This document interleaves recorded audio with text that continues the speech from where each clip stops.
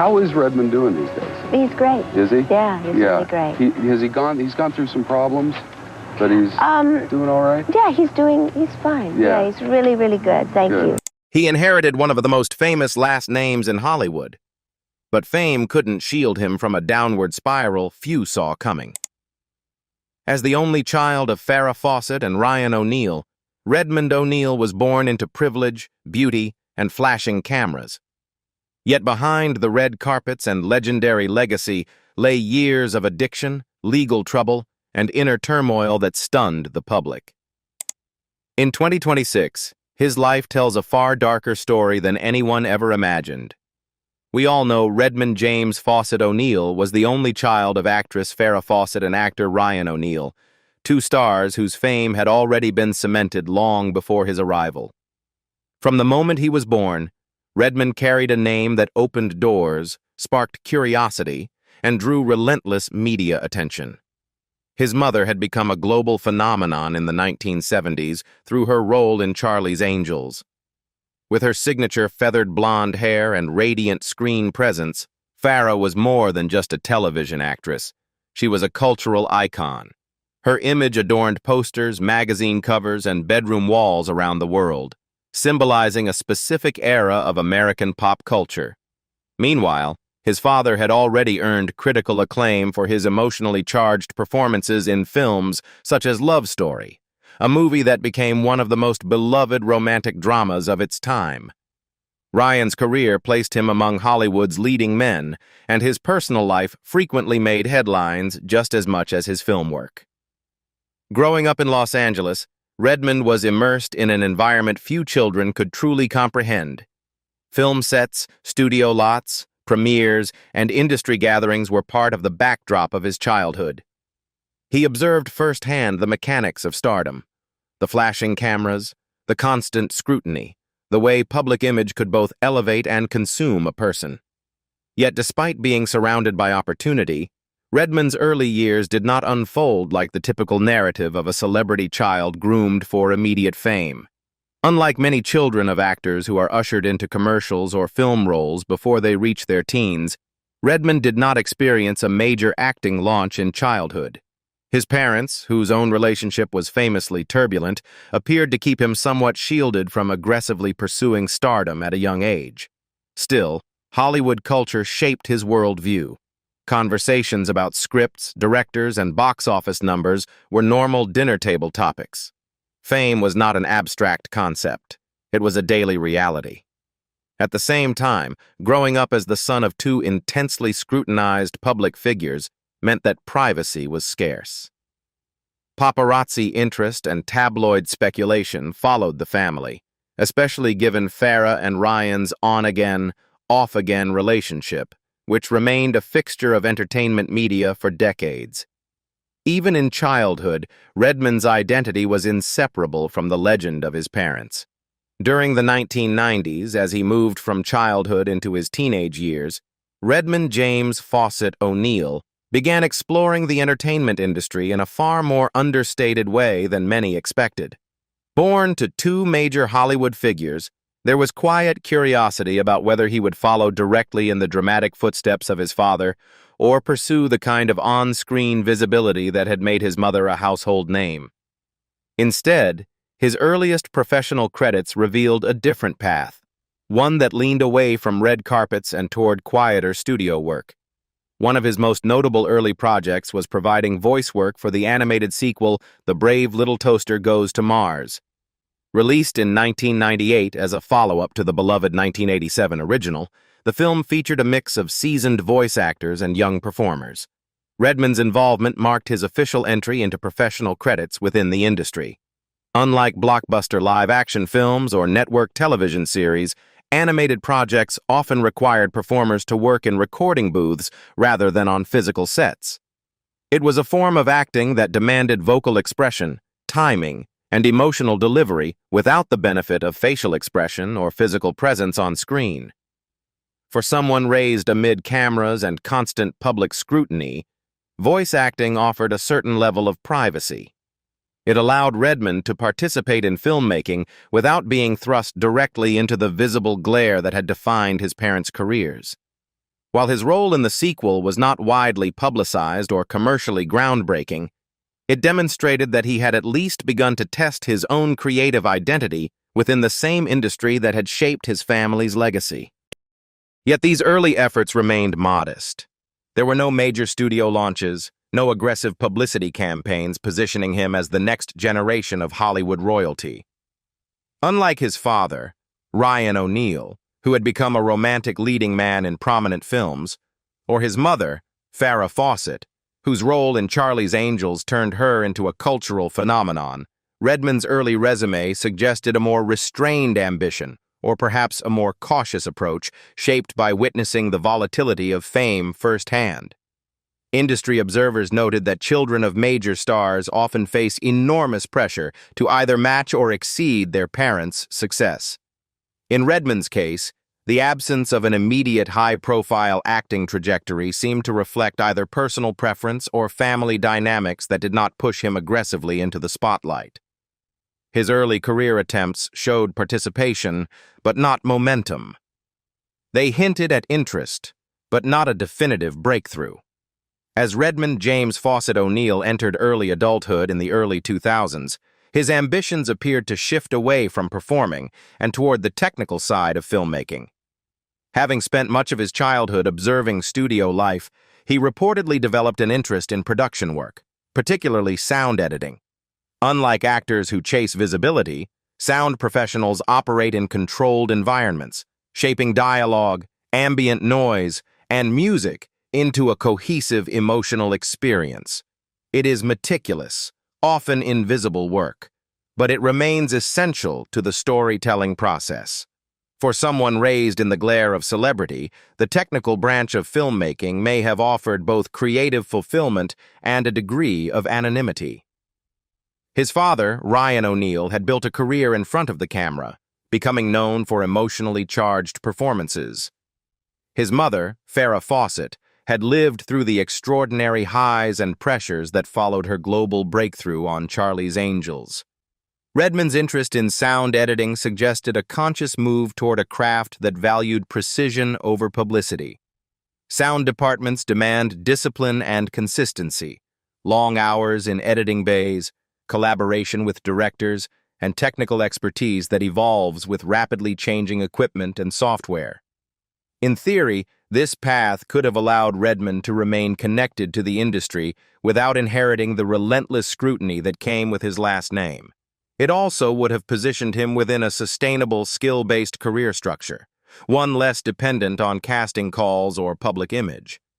However, as this period unfolded, personal struggles began to overshadow professional aspirations. Reports in the mid-2000s revealed mounting substance abuse issues that disrupted stability. What might have developed into a steady technical career instead became marked by inconsistency. Production work, particularly in post-production roles like sound editing, relies heavily on reliability and trust. Deadlines are strict, budgets are controlled, and teams depend on each member's accountability. As instability grew, maintaining consistent employment became increasingly difficult. Unlike some children of high-profile actors who channel family connections into producing credits, directing opportunities, or studio-backed projects, Redmond's professional momentum never solidified. Hollywood can be both supportive and unforgiving. While access may open initial doors, long-term success demands sustained focus and discipline. The same industry that had surrounded him since birth now required qualities that personal turmoil made hard to sustain. In 2006, the trajectory of Redmond James Fawcett O'Neal's life collided with a devastating family crisis.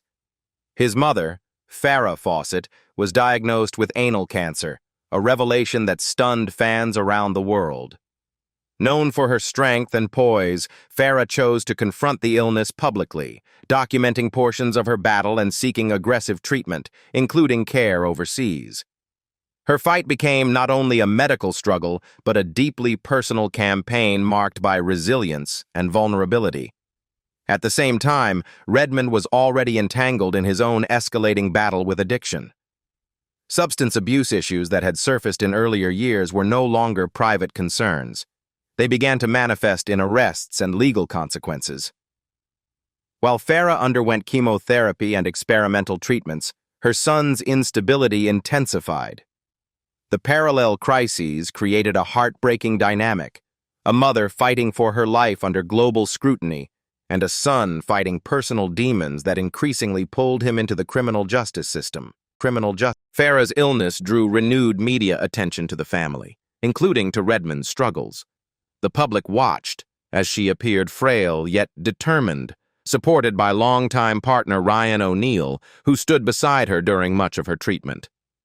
Their complicated, decades-long relationship had weathered separations and reconciliations, but during this period, they were united by crisis. For Redmond, however, stability remained elusive.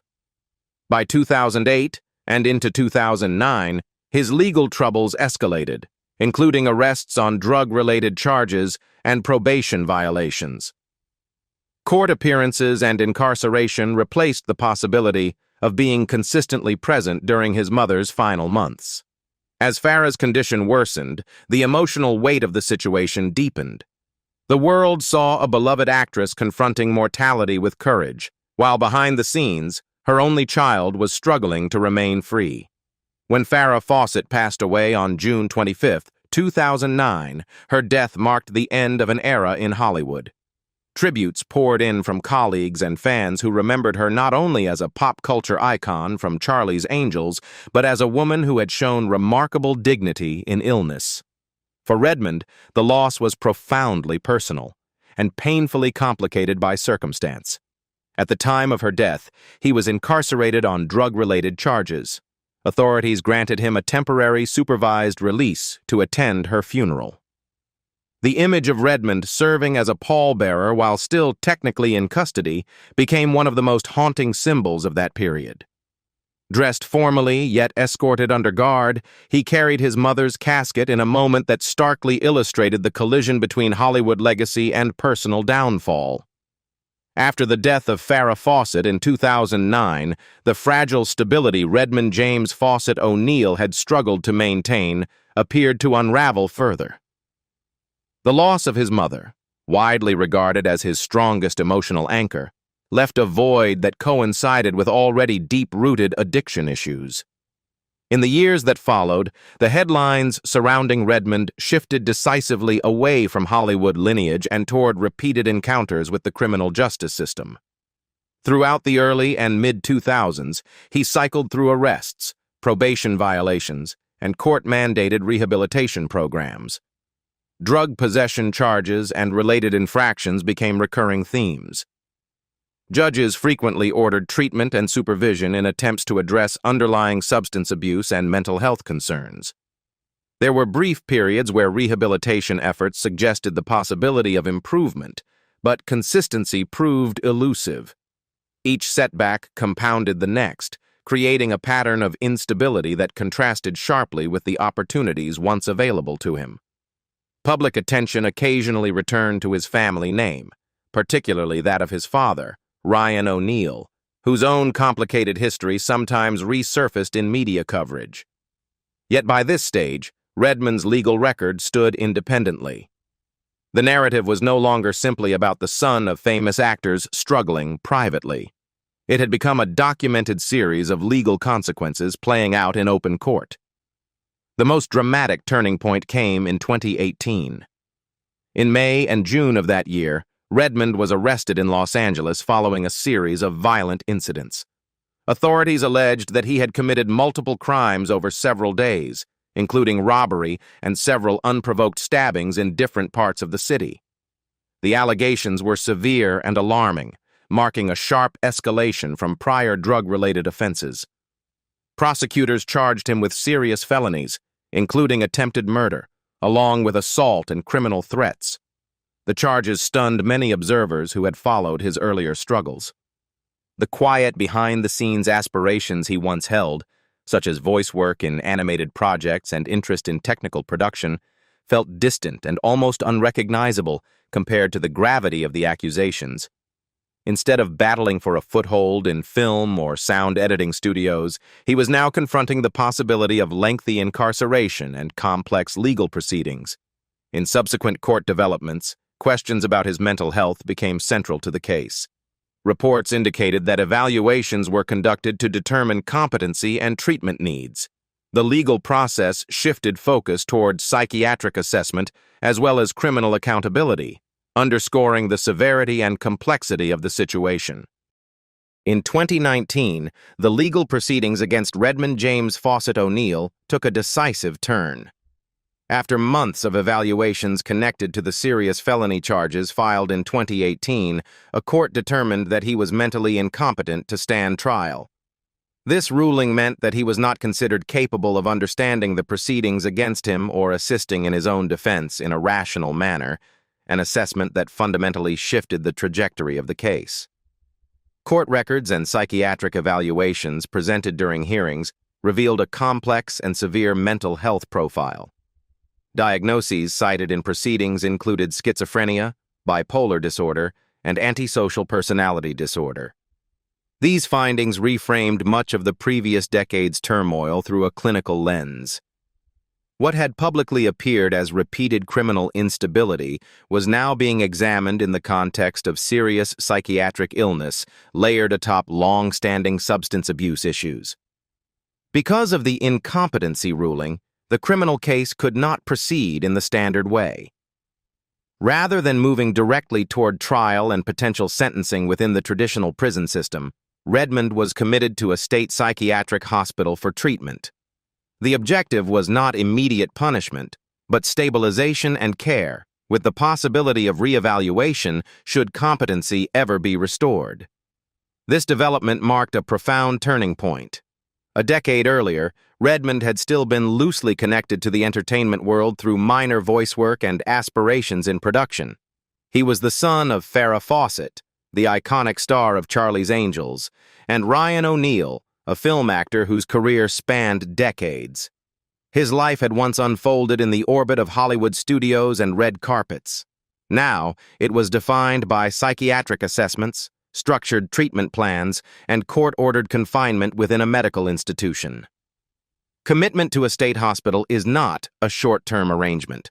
Such placements often involve extended periods of evaluation, medication management, and therapeutic intervention. The goal is stabilization and public safety, particularly in cases involving violent allegations. For Redmond, this meant entering a system focused on mental health care rather than career rehabilitation. Decisions about his release or continued confinement became contingent upon medical progress and judicial review rather than traditional sentencing timelines. By the mid-2000s, the ruling continued to shape his circumstances. Instead of navigating film sets or pursuing technical roles in sound editing, his environment was clinical and highly regulated. The contrast between his beginnings and his present reality could not have been starker. Born into one of Hollywood's most recognizable families, he ultimately became defined by a different system altogether, one centered on psychiatric care and legal oversight. In December 2023, the final chapter of an already fractured family story quietly closed when Ryan O'Neal passed away at the age of 82. Once celebrated as a charismatic leading man whose career soared after films like Love Story, Ryan's death marked the end of an era for a generation of Hollywood audiences. But for his only son with Farrah Fawcett, the moment carried a far more complicated emotional weight.